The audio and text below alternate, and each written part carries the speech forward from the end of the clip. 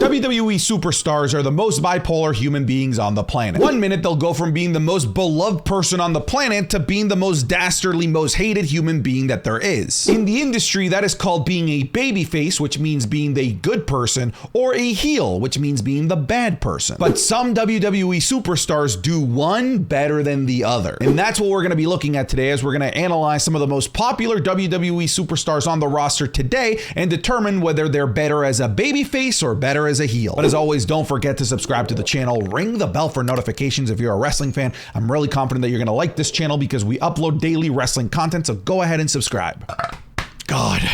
All right, first up, we have AJ Styles, the face that runs the place. And I would say that in recent memory, he's been a better heel than he has been a babyface. Now, overall, over his entire career, if I include TNA, I think he has been a better babyface. But if we look at the things that he's done in Japan with the Bullet Club and the things that he did in the WWE as part of like that beat up John Cena run, for example, I think that he has just been a more interesting character whenever he's a bad guy. Now, that being said, his move set is definitely a lot more conducive of being the good guy because moves like the 450 splash, the phenomenal forearm, those are all moves that typically get the crowd up out of their seats and excited, which means that's usually a tactic for baby faces to get a reaction, a positive reaction out of the crowd. But again, AJ Styles over the last decade or so, whenever he is a bad guy, he is a more interesting character on screen. So I'm going to say that AJ Styles is a better heel than he is a face. Asuka's an interesting example because I don't think that she is a fantastic face or heel. I think that she's a fantastic what we call tweener,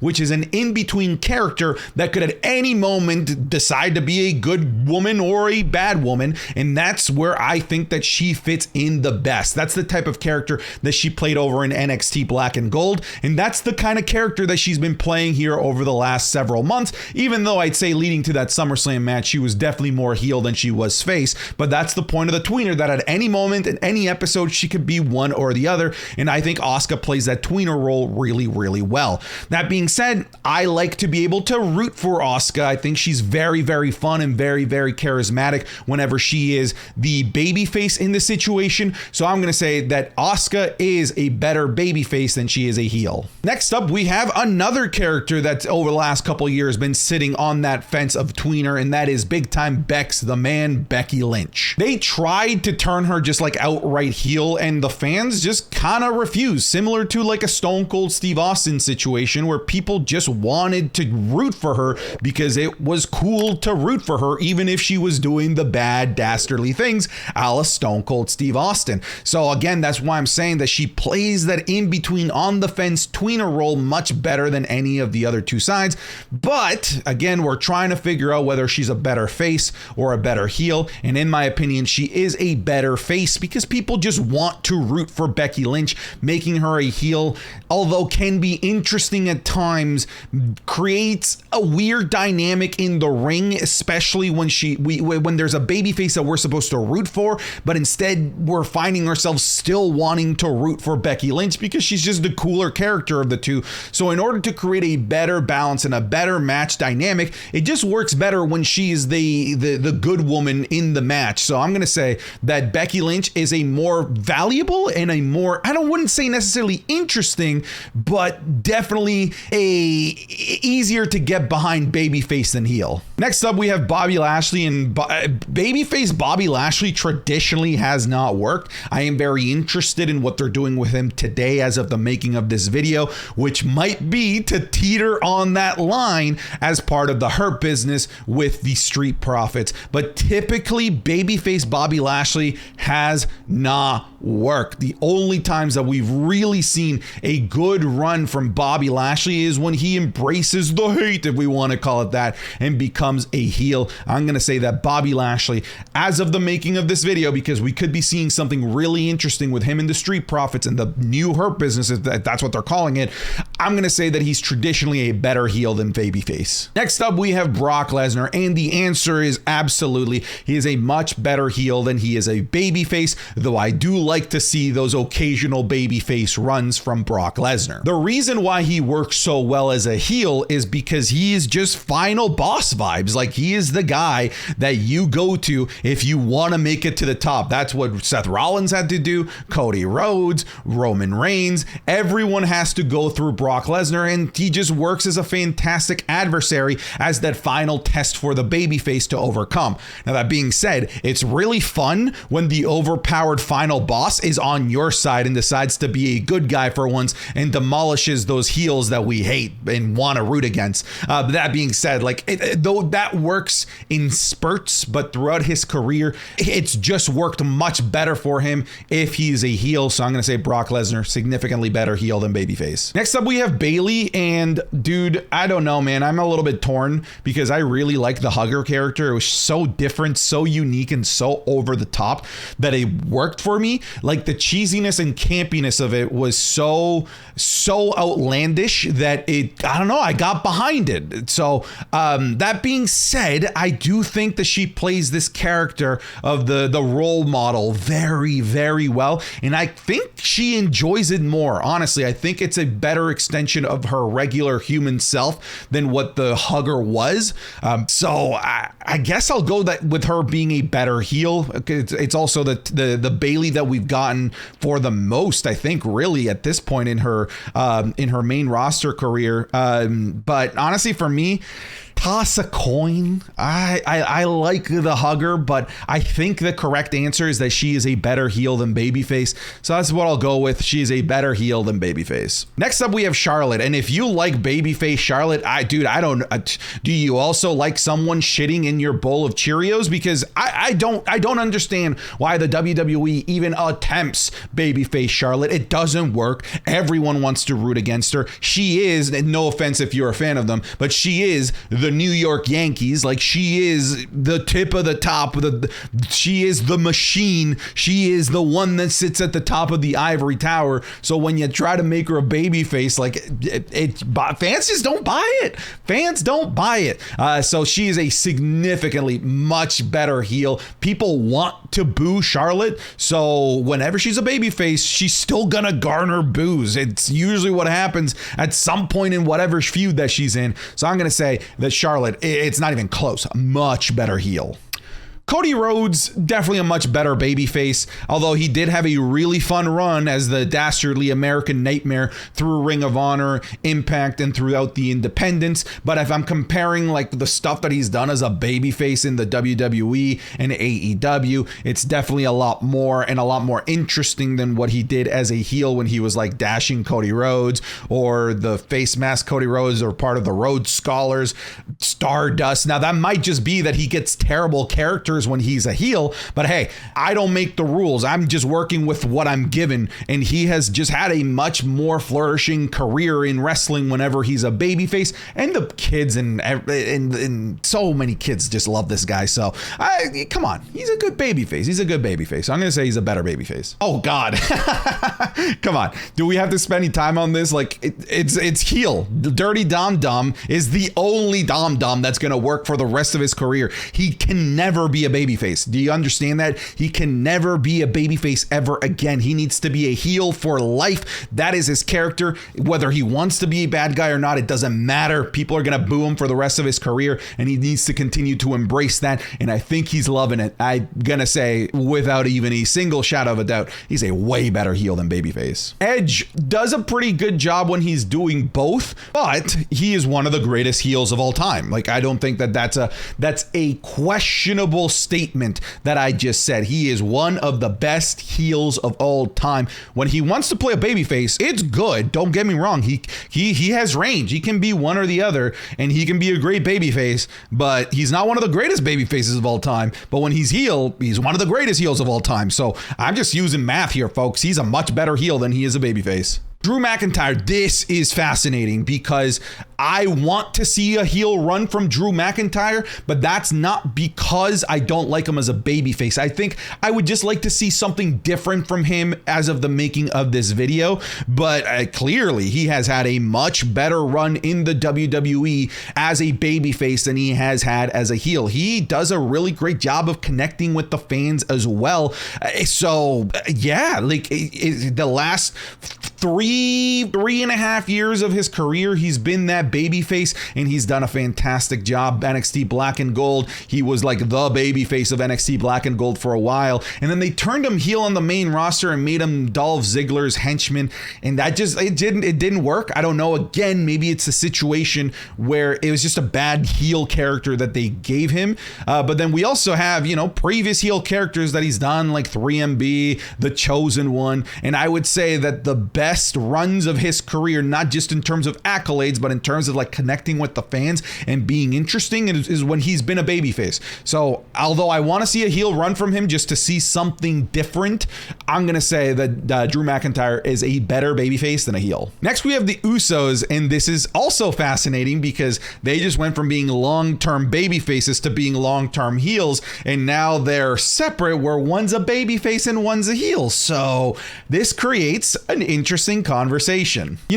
Aside from what's going on today, if I look at them individually and as a tag team, they were the most interesting when they brought this Uso penitentiary character and when they walked away from the colorful Samoan dance haka version of themselves, right? It revitalized their career. It helped us remind all of us that the Usos are fucking awesome, because a lot of us just kind of forgot that they were awesome because they just became, they landed in the island of obscurity, if we want to use some bloodline phrases. But ever since they went down this path of the Uso penitentiary, they found this different edge about themselves. They've just been far more interesting. So I'm going to say that these fellas are much better as heels than baby faces. But Jay is a fantastic babyface. He's shown that as well. So that's what I mean. Like, it depends on how you look at things. Like, if I want to look at them as a tag team, heels. But individually,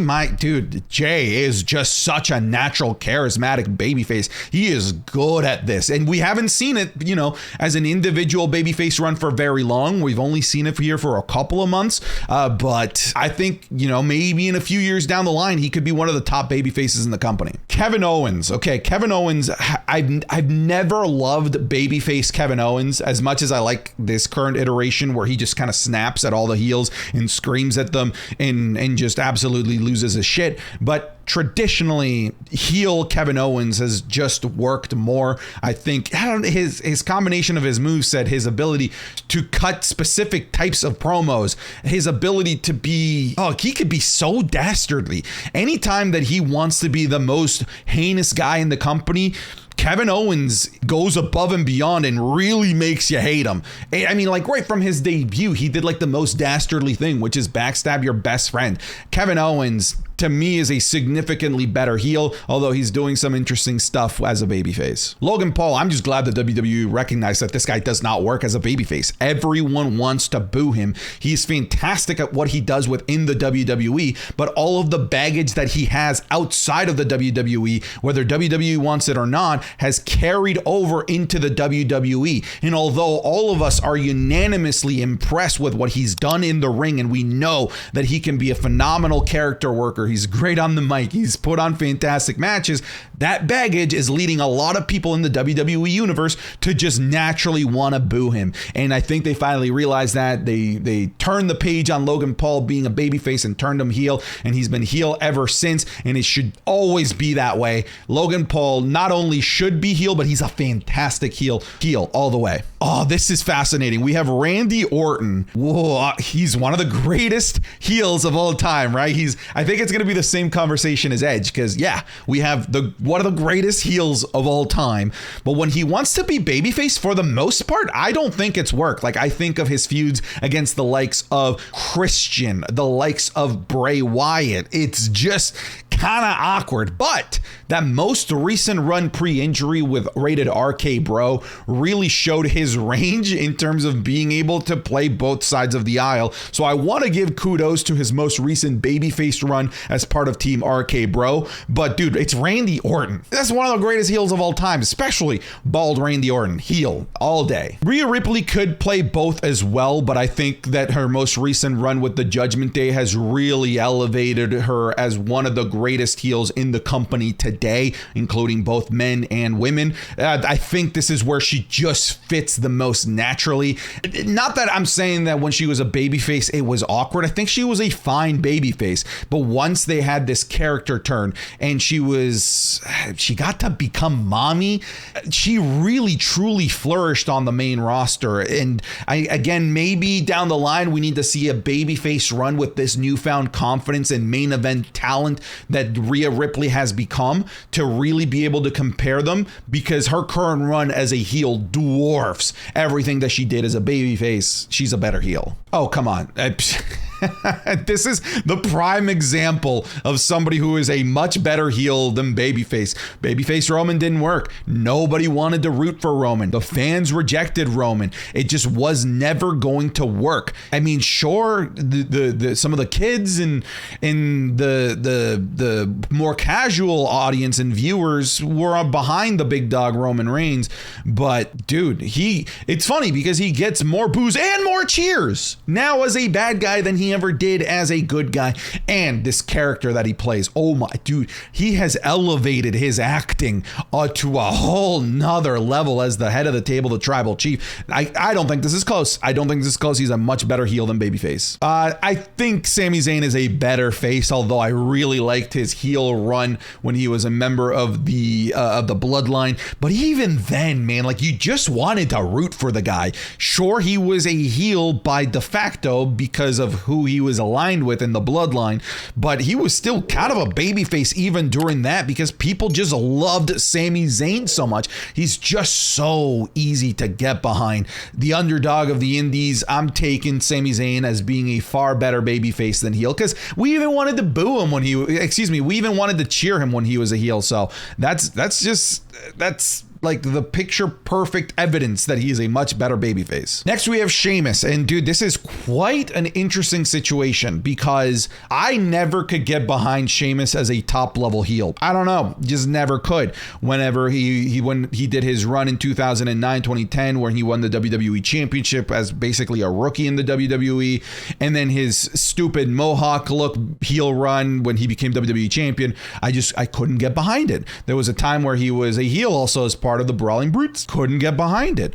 But then we look at babyface Sheamus. In 2012, babyface Sheamus is one of the most frustrating Sheamuses of all time. Like, I also couldn't get behind babyface Sheamus in 2012 when he won the Royal Rumble, and I think that was poor booking because having him beat Daniel Bryan in 8 seconds did not do him any favors. But the current iteration of Sheamus, the Fight Night version of Sheamus, the guy who just wants a good brawl, a good fight, that's the guy I can get behind. So it took me like a decade to finally understand and get to like Sheamus, but it's worked, and I'm going to say that he's a better babyface than heel. Seth Rollins, I just don't love as a babyface. I don't love as a babyface. In fact, it's interesting because whenever he's a babyface, he's playing the same character of whenever he's a heel, except he's doing his annoyingness to another heel. But when he's a heel, he's doing the same things he's doing today, just doing it to babyfaces. Even his face character by nature is a heel, annoying, dastardly dude. He just is. Even if he's a baby face and he's playing a heel, but is getting cheered because of who he's getting put against and the context of how he's being an annoying little shithead, I think that just means he's a better heel. So put him into the heel category. The Miz never worked as a babyface. They tried it once when they tried to make him almost kind of like the next Ric Flair. That was dumb. Never do that again. Never turn him face. He is a heel. Like he's arguably the best heel the company has. Seriously, the Miz does not work as a babyface. Give me forever and always heel bad guy Miz. Oh my God. Okay, this is interesting because Shinsuke Nakamura currently just turned heel. So we're really early into this run. I can't even judge it. But whenever he's been heel in the WWE, it didn't really work either. Now his babyface run in the WWE main roster hasn't really worked either. either. I mean, I think he was really over leading into the Royal Rumble that he won, and then they didn't pull the trigger on him, and then he's never really recovered since. But that run that he had in his early WWE main roster call-up, NXT Black and Gold, he was over, and he was a phenomenal babyface, and he has one of the best babyface songs that you can have, because then the crowd can chant along with them. I'm going to say that Shinsuke Nakamura is a better babyface. That's it. I'm done. Get out of here.